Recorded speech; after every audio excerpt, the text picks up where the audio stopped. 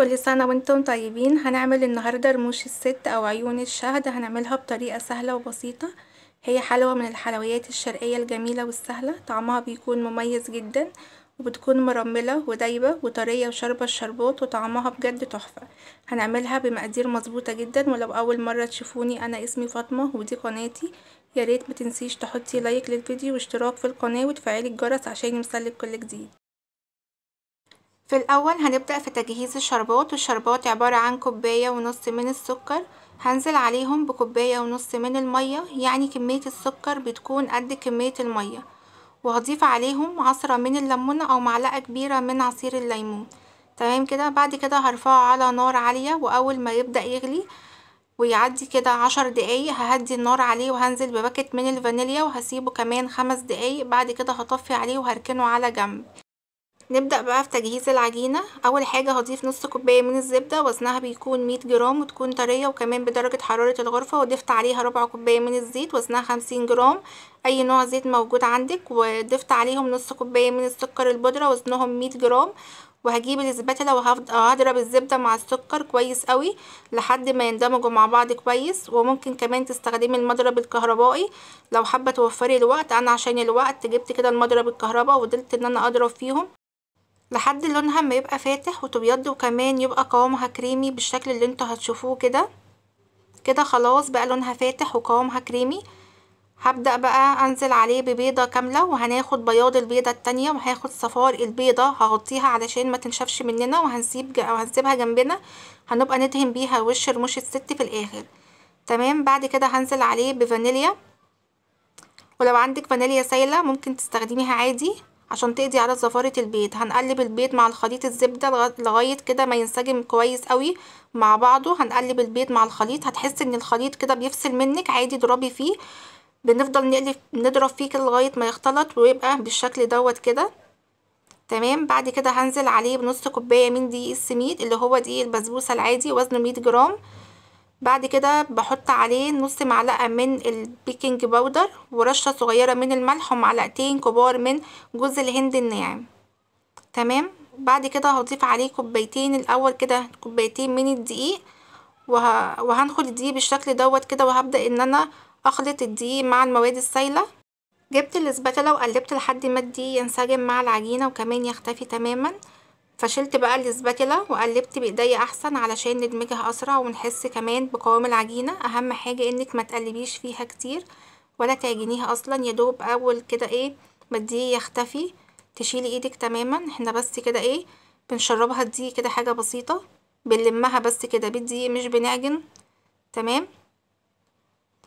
وهنا حسيت قوام العجينة طري معايا، ضفت لها باقي كمية الدقيق اللي هو ربع كيلو من الدقيق. يبقى كده كمية الدقيق اللي احنا ضفناها كوبايتين ونص من الدقيق العادي ونص كوباية من دقيق السميد. تمام. هنبدأ بقى كده نلم الدقيق مع العجينة كويس قوي. وهنا كانت حلوة بقى معايا، هبدأ ان انا اختبرها. هجيب كورة كده وهبدأ ان انا اكورها بايديا وهختبرها كده بايدي. ما شاء الله العجينة ما عملتش اي تشققات، يبقى كده العجينة بتاعتنا ناجحة. وقت التشكيل هنكون مغطين العجينة عشان ما تنشفش مننا. بعد كده هاخد قطعة قد الليمونة الوسط كده. ولو عندك ميزانة وعايزة تمشي بالميزان هتوزنيها، هتكون بوزن 12 جرام. عايزة تكبري اكتر من كده عايزة تصغري، بس الوزن دوت حلو قوي عشان هي لما بتدخل الفرن حجمها بيزيد. تمام كده. هاخد واحدة كده واكورها ما بين ايدي، وبعدين برمتها بشكل طويل شوية وضغطت عليها ضغطة صغيرة بحيث يكون سمكها وسط. وسحبت كده الجنبين وعملتهم بالشكل دوت عشان يديني شكل العين بالظبط. يعني تشكيلها ما شاء الله سهل وسريع. هنجيب كده كمان واحدة وهبدأ ان انا ابرمها على ايدي كده بالراحة، ما اتكاش عليها جامد بشكل طولي. وهبدأ ان انا اضغط عليها كده ضغطة صغيرة بحيث يكون سمكها وسط. وسحبت كده الجنبين زي ما هو موضح في الفيديو.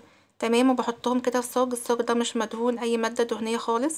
وبعد ما خلصت تشكيل هجيب كده صفار البيضة اللي كنا محتفظين بيها من الاول وضفت عليها رشة من الفانيليا وقلبتهم كويس قوي مع بعض. بعد كده جبت الفرشة وبدأت ان انا ادهن وش رموش الست بالشكل دوت كده. مش بنيجي نجمل حروف، بندهن الوش بس بالشكل اللي انتوا شايفينه دوت. ونحاول برضو على قدر الامكان ان الصفار البيض ما ينزلش مننا على الصينية. بعد كده جبت شوكة وبدأت اشكلها بالشكل دوت، واهم حاجة واحنا بنشكلها ما نضغطش عليها. في الوقت دوت انا كنت مشغلة الفرن. هدخلها بقى الفرن على اول رف من تحت، درجة حرارة 180، يعني درجة حرارة وسط، لا عالية ولا هادية. واول ما تاخد لون من تحت ولعي الشواية علشان تحمر وتاخد لون ذهبي من فوق ومن تحت. بتاخد في التسوية من 25 ل30 دقيقة، وده بيرجع حسب حجمها طبعا. تمام. اول ما بتطلع بننزل عليها كده بالشربات، واهم حاجة الشربات ما يكونش بارد ولا ساخن جامد، بيكون دافي بسيط كده، وقوامه بيكون خفيف زي كده شربات البسبوسة.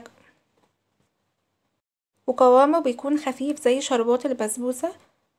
وكده كنت خلصتها، غطيتها بقى كده بصينية عشان تاخد كده من درجة حرارة الفرن. بعدها هبدأ ان انا اقلب كده رموش الست بالشكل دوت عشان يتشرب الشربات من الجنبين. وهبدأ برضو ان انا اغطيها بغطا واسيبها كده كمان 5 دقايق. وعملت الصينية التانية بنفس الطريقة ورصيتها كده بقى في طبق التقديم. ولو حابة ان انتي تزينيها كده بشوية من الفستق، ولو مش حابة زي ما انا عملت كده. ما شاء الله اللهم بارك، شكلها ولونها تحفة من تحت ومن فوق، اخده لون ذهبي ممتاز جدا، وكمان شاربة الشربات بتاعها وطرية ومش ناشفة، وما شاء الله دايبة دايبة ذوبان كده ومرملة، وطعمها بجد في منتهى الروعة. وصفة سهلة جدا وسريعة ونتيجتها بتكون ممتازة، وكمان مقاديرها متوفرة في كل بيت، وما بتاخدش غلبة خالص في عمايلها.